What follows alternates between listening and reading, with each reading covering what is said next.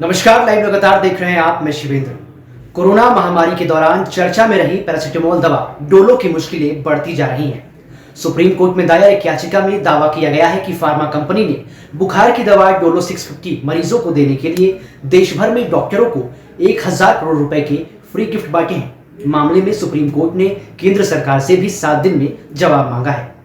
Federation of medical and sales representative association of India की ओर से सीनियर एडवोकेट संजय पारीख ने सुप्रीम कोर्ट की बेंच के सामने इस बात का दावा किया। एडवोकेट पारीख ने central board of direct tax की रिपोर्ट के हवाले से यह दावा किया है। वहीं सीबीडीटी ने भी छापेमारी के बाद दावा किया था कि दवा निर्माता कई तरह की अनैतिक गतिविधियां करता है।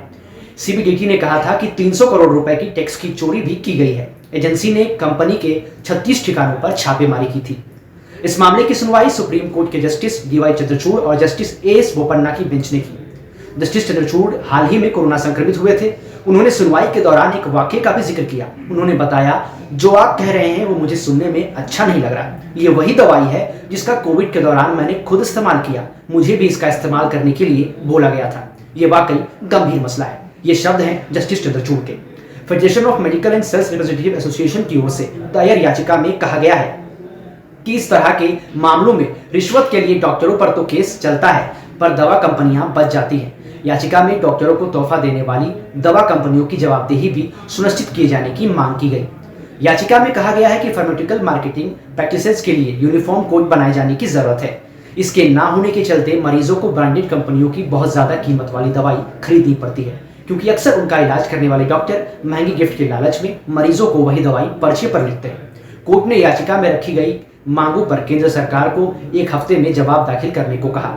मामले की अगली सुनवाई 10 दिनों के बाद की जाएगी। सुनवाई के दौरान केंद्र सरकार की ओर से additional solicitor general K M. Nataraj ने कहा कि सरकार की ओर से हलफनामा लगभग तैयार है। इसे शीर्ष अदालत में दाखिल किया जाएगा।